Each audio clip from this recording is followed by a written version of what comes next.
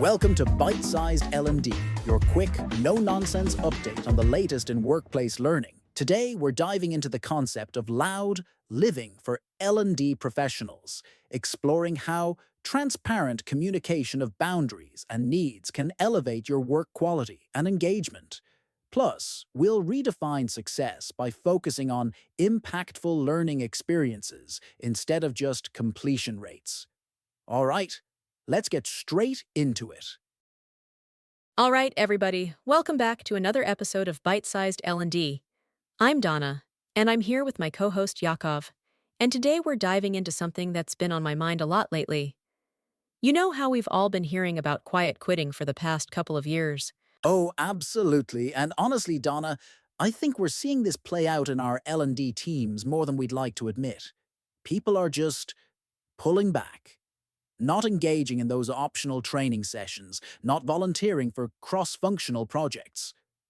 The latest Gallup data shows employee engagement is down to just 21% globally, and manager engagement took an even bigger hit. Yikes. But here's what I find fascinating. There's this whole other approach emerging that I think could be game-changing for our field. Instead of quietly disengaging, what if L&D professionals got louder about their boundaries and needs? Lay it on me. What does that look like in practice? Well, think about it this way. We spend so much time teaching others about sustainable learning and development, but we're often the worst at modeling it ourselves. This concept of loud living is about being transparent and intentional with your boundaries, instead of just quietly burning out or checking out. Right, and that actually makes perfect sense for L&D folks. We're supposed to be the experts on human performance and development. If we're not walking the walk when it comes to sustainable work practices, how can we credibly teach others? Exactly! So let's break this down. The first piece is really redefining what success looks like. For years, I thought being a great L&D professional meant saying yes to every training request, staying late to perfect every course module, and being available 24/7 for learning emergencies. Oh, I feel called out right now. I definitely used to wear those late nights designing curricula like a badge of honor. But what are we talking about instead? It's about asking yourself different questions. Did I deliver high-quality learning experiences that actually moved the needle? Did I show up fully present for my team and my learners? Did I maintain my own continuous learning without sacrificing my health or relationships? Success becomes more holistic. That's such a shift, especially in L&D, where we're often measured by completion rates and satisfaction scores. But you're talking about measuring impact differently. And I imagine this affects how we communicate with stakeholders too? Absolutely. Here's where the loud part comes in. Instead of just blocking busy time on our calendars, we get specific. Curriculum design deep work, learning analytics review, or even school pickup, if that's your reality. I love that transparency, and honestly, it models something important for our learners too.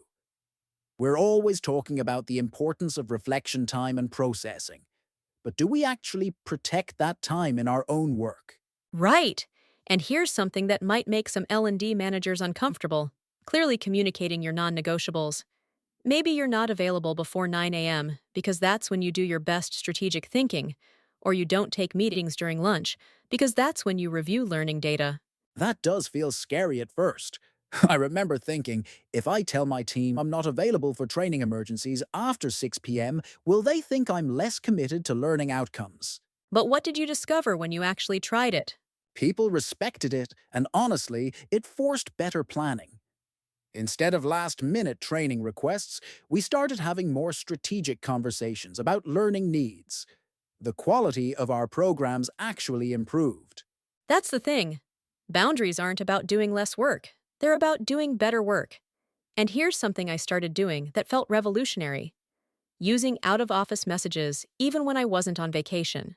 Tell me more about that. So if I'm spending the day doing learning needs analysis and really need to focus, I'll put up an OOO that says something like, "Deep in learning strategy work today. We'll respond to emails by end of day tomorrow." Or if I'm attending a conference and want to be fully present for the learning experience. That's brilliant, because it normalizes that focused work time is just as important as being available for every immediate request. And in L&D, we should be modeling that kind of intentional learning behavior. Exactly. And this leads to what might be the most important piece: having honest conversations with our teams and stakeholders about how we all work best. You mean actually asking people what they need to do their best learning design work? Revolutionary concept. Ha! But seriously, when's the last time you asked your instructional designers what time of day they're most creative? Or when your learning technology specialists prefer to do their deep systems work? We collect learning preferences from our audiences all the time, but we rarely apply that thinking to our own teams. That's such a good point.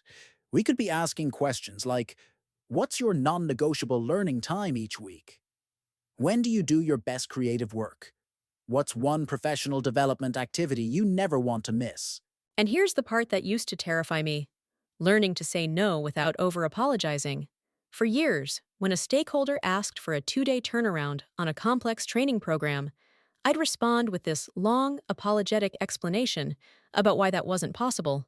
Oh, the apology padding. I used to do that too. I'm so sorry, but I can't possibly design a comprehensive leadership development program by Thursday. I'm so sorry for the inconvenience. I feel terrible about this. Right. Now it's more like, I can't deliver quality work with that timeline, but I can have a solid draft by next Tuesday if we prioritize this over the other projects we discussed. What works better for the business impact you're trying to achieve? That's so much more professional and actually more helpful for everyone involved. And it positions us as strategic partners rather than order takers. Exactly. And I think this is especially important for L&D professionals because we're often seen as the helpful department. People assume we'll always say yes because learning and development is nice to have. But when we're clear about our boundaries and capacity, we can actually deliver higher impact learning experiences. It's like we're applying adult learning principles to our own work environment. I love that connection. We know that effective learning requires clarity, practice, and feedback. Well, effective work requires clarity about expectations, practice setting boundaries, and feedback about what's working. So for our L&D listeners who are thinking about making this shift from quiet quitting to loud living, where do they start? I'd say start small. Pick one boundary that would make a real difference in your work quality. Maybe it's protecting your curriculum development time, or being transparent about your availability for last-minute training requests. Then communicate it clearly and stick to it. And remember, this isn't about being difficult or less collaborative. It's about being more intentional so you can show up better for your learners and your team. We can't design sustainable learning experiences for others if we're running on fumes ourselves. Absolutely. And here's the thing: when L&D professionals model healthy work practices, it ripples out through the entire organization.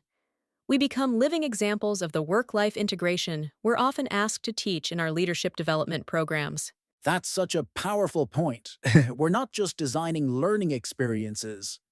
We're modeling what sustainable professional development looks like. So maybe the question isn't whether you can afford to set these boundaries, but whether you can afford not to, especially when employee engagement is dropping and people are looking to their learning and development teams to help create more sustainable, meaningful work experiences.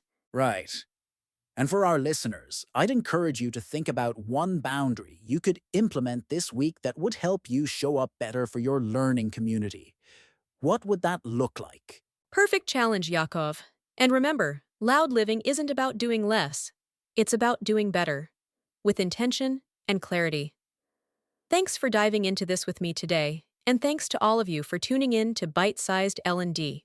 Until next time, keep learning, keep growing, and maybe try getting a little louder about what you need to do your best work. See you next episode.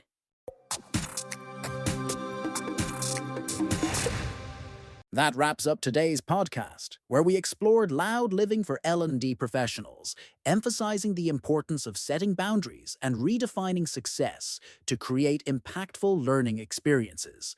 Don't forget to like, subscribe, and share this episode with your friends and colleagues so they can also stay updated on the latest news and gain powerful insights. Stay tuned for more updates.